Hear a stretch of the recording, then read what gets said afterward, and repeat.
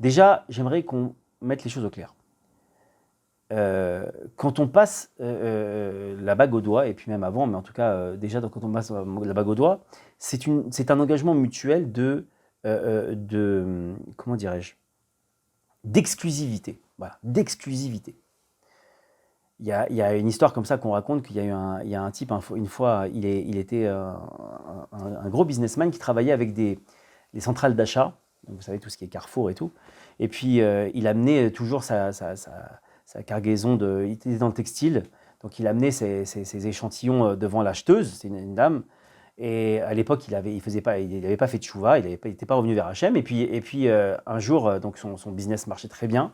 Et un jour, il fait de chouva, etc. Et puis décide d'être, on va dire, exclusif avec sa femme. C'est quoi exclusif avec sa femme? C'est de ne plus serrer la main d'autres femmes que la sienne, de ne plus avoir de contact avec une autre femme que la sienne. Bon.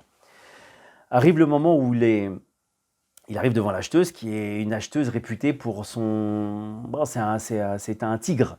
C'est une femme très très dure en affaires, etc. Et puis très très fière, très orgueilleuse comme ça.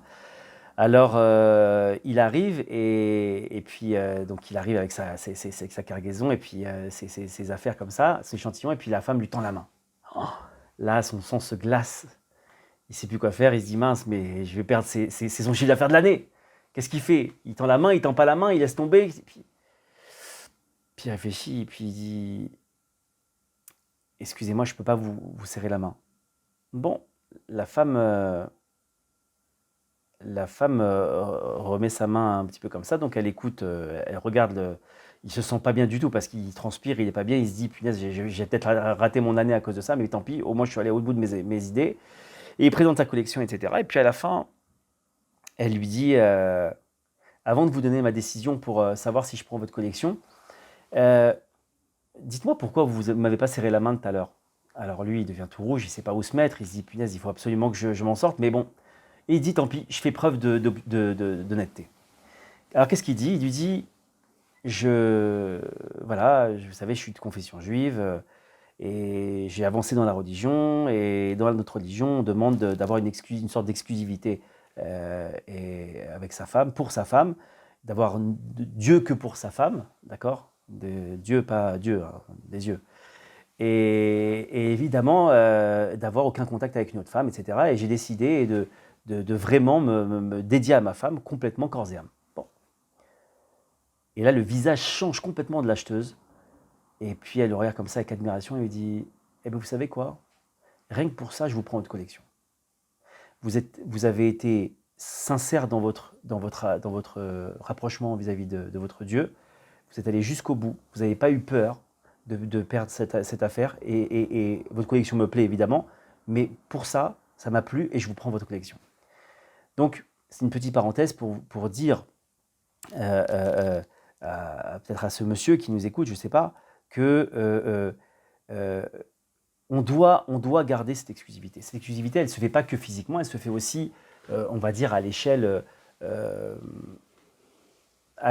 morale, même si, encore une fois, en tout bien tout honneur, on peut discuter avec une femme au téléphone, etc., etc. Mais vous savez, de nos jours, je ne sais plus, je ne sais pas comment les gens arrivent, j'assure, comment les gens arrivent à éviter le Yetzirah.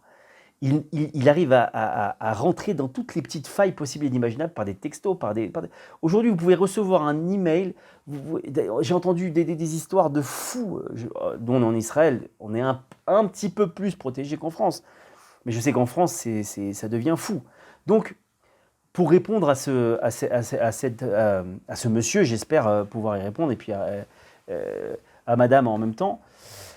Pour monsieur, s'il m'entend, ben, il faut qu'il fasse tchouva, qu'il comprenne que sa femme, c'est sa femme, et qu'il ne doit pas y avoir d'autres femmes dans sa vie.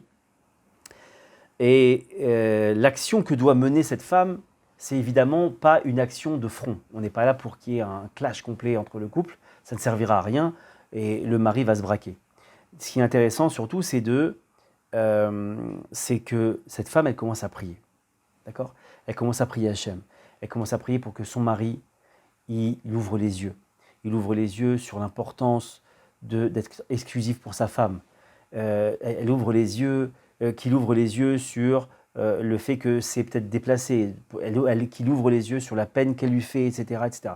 Tout ça, c'est fondamental, fondamental, fondamental de le faire sous forme de prière. D'accord? Donc, vraiment, toutes les personnes qui sont encore en contact, là pour le coup, bon, c'est dans ce sens-là, peut-être dans d'autres sens ça peut aussi arriver, peu importe, mais en tout cas, vraiment, vraiment, coupez court avec ça. Parce que, et en plus, ça peut être source de problèmes de paix conjugale. Et je vous rappelle que la paix conjugale égale bracha, bénédiction, réussite dans tout, dans l'éducation, dans l'argent, dans tout. Donc, celui qui est un petit peu businessman, ou, elle ou il, un petit peu businessman, qui réfléchissent à quelle perte il peut avoir juste en continuant, en étant en rapport avec cet ami, IE, et les pertes que ça engendre simplement parce qu'il n'ose pas couper les ponts avec elle. C'est dommage.